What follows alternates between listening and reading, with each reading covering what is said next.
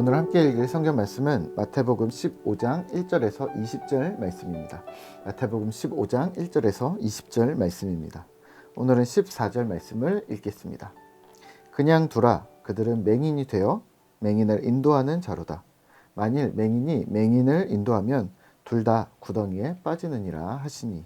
아멘. 오늘 함께 생각할 주제는 쓴소리. 꼭 그래야 하나 전통에 대해서입니다. 본문 마태복음 15장은 예수님과 바리새인들의 논쟁입니다. 바리새인과 서기관들이 예수님께 나와서 트집을 잡습니다. 2절입니다. 당신들의 제자들이 어찌하여 장로들의 전통을 범하나이까? 떡 먹을 때 손을 씻지 아니하나이다. 아마도 떡 먹을 때 손을 씻어야 하는 규칙이 있었나 봅니다. 그리고 이 규칙을 지키지 않은 제자들에 대해서 본문에서는 딱 꼬집는 문구는 없지만 분명 이렇습니다. 장로들의 전통을 범했습니다. 그건 죄입니다. 떡을 먹을 때 손을 안 씻었습니다. 그건 범죄입니다. 왜냐하면 율법을 무시하는 처사입니다. 교회의 규칙이 그래서 무너질 겁니다. 더 나아가 하나님이 기뻐하지 않으실 겁니다. 충분히 가능한 상상입니다. 누군가를 제재하고 자기들만의 법칙을 고수하면서 이를 성경적이라고 얘기하고 교회의 전통이라고 말합니다. 우리 기독교는 이런 전통이 있어. 또 우리 교회는 그런 좋은 전통이 있어 라고 얘기합니다. 우리 가족도 이렇게 해. 우리 가문의 전통이야 라고도 말을 합니다. 많이들 들어보셨죠? 저는 사실 이런 단어를 들을 때 초등학교 때 사회 시간에 배웠던 이 단어가 자꾸 생각이 납니다. 시험에 자주 출제되었던 문제인데요. 전통과 인습입니다. 전통은 좋은 거고 인습은 나쁜 거라고 배웠습니다. 그래서 우리 선생님이 얘기하실 때 과거에서 이어져 내려왔다고 해서 무조건 받아들이면 안 되고 전통인지 인습인지 잘 구분해서 좋은 전통은 계승 발전시켜야 하고 나쁜 인습은 멈춰야 한다고 했던 걸 기억합니다. 제가 어렸을 때 매우 모범생이었기 때문에 잘 기억하는 것 같은데요.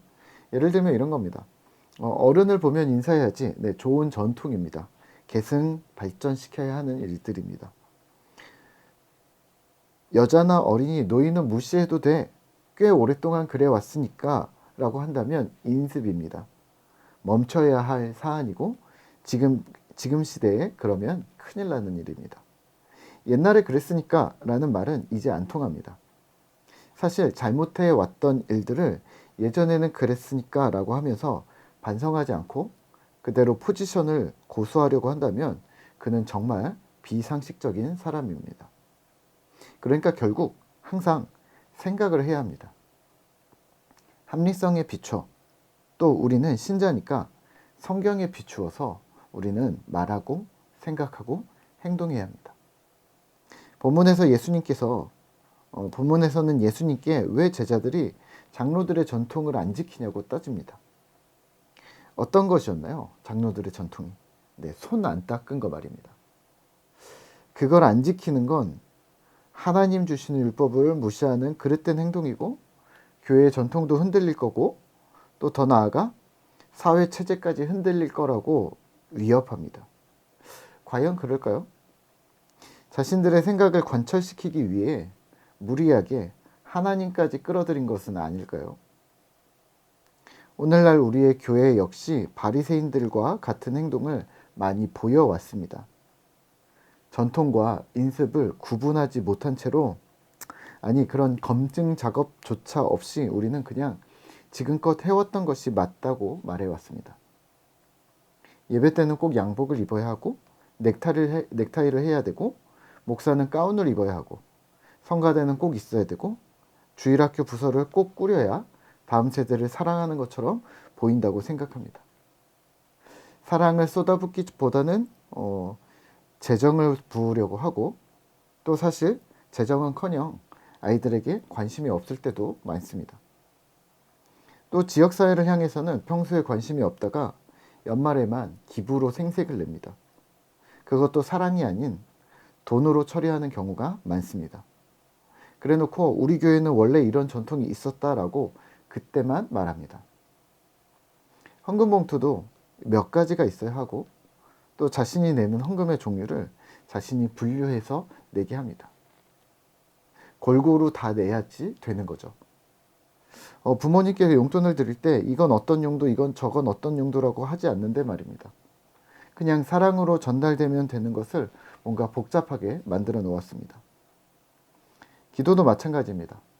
소리내어 기도하거나 어떤 형식으로 기도해야 잘하는 것처럼 보이고 또 말하듯 자연스럽게 혹은 느리게 기도한다면 그건 믿음이 없는 자 아니면 기도하지 않는 사람이라고 치부합니다.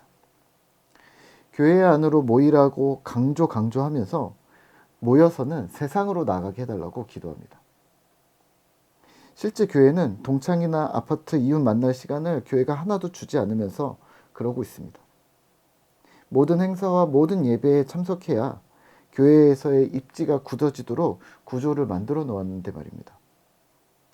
교회 안에서는 직분이 서열이 되었습니다.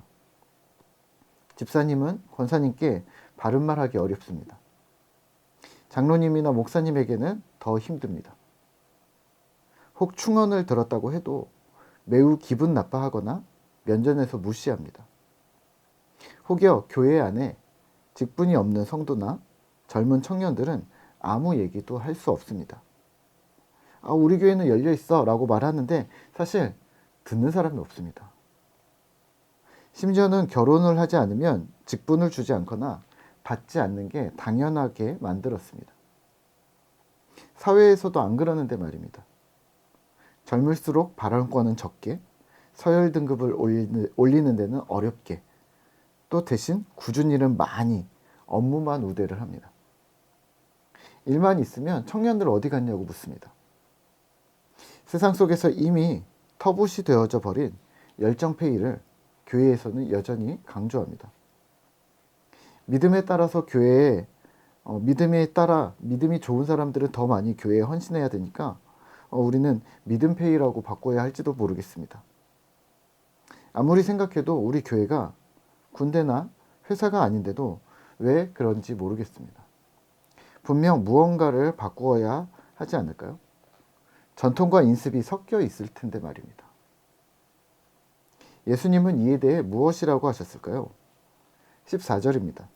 그냥 두라. 그들은 맹인이 되어 맹인을 인도하는 자로다. 만일 맹인이 맹인을 인도하면 둘 다 구덩이에 빠지리라 하시니 그냥 두라. 소경이 소경을 인도하는 것과 같다. 둘 다 구덩이에 빠질 것이다. 인도하는 자도 맹인이고 따르는 자도 맹인입니다. 아무리 얘기해도 들을 귀가 없습니다. 조금만 상식적으로 생각하면 되는데 그게 안 되는가 봅니다. 그렇게 교회는 비상식적인 단체가 되어져 버렸고 여전히 그렇습니다. 사실 이런 상황에 우리가 예수를 전할 수 있다고 생각하는 것이 무리입니다. 전도와 회심에서 근대 사회에서 전도가 가능했었던 이유는 당시 사회가 의사나 판사, 변호사, 목사 같은 어떤 권위에 의존하는 사회였기 때문이라고 얘기합니다. 모더니즘, 현대로 들어서면선 합리성을 요하기 시작했는데요. 이성적으로 이해가 되지 않으면 이젠 그것은 받아들여지지 않는 사회가 되었던 것이죠. 직장에서 업무를 하달할 때도 또 돈을 사용할 때도 학교에서 학생을 가르칠 때도 미리 계획서를 첨부하고 어떤 합리성에 근거해서 이를 선택하고 진행하고 있습니다 라는 것을 증명해내고 평가받는 시대가 되었다는 거죠. 그러니까 기독교에서 역시 그냥 믿어 라는 말이 안 통하기 시작한 시대가 바로 모더니즘 사회라는 말입니다. 이런 합리성이 중시되는 사회적 흐름 속에서 여전히 교회는 권위를 강조해 왔습니다. 사실 권위는 하나님과 성경에만 있으면 되는데 이 권위를 사람과 조직이 가지려 했던 것이 많은 이들을 교회 밖으로 내몰았습니다. 지금은 포스트 모더니즘 시대이고 또 이것도 지나가고 있는데요. 포스트 모던에는 합리성의 진정성이 또 포함되어져야 한다고 말합니다. 그러니까 예수 복음이 당신에게 필요한 합리적인 이유로 변증을 하는 것과 동시에 내가 또 따로 당신을 얼마나 사랑하는지, 전하는 자인 나에게 어떤 진정성이 있는지까지 그 진정성을 보여줘야 하는 시대가 되었다는 말인데요. 이건 또 다음에 이야기를 하도록 하죠. 오늘 말씀을 묵상하며 우리는 무엇을 기억해야 할까요? 네, 하나님과 성경 외에는 꼭 그렇게 행동해야 하는 것은 없습니다. 원칙은 성경입니다. 원칙은 하나님 중심입니다.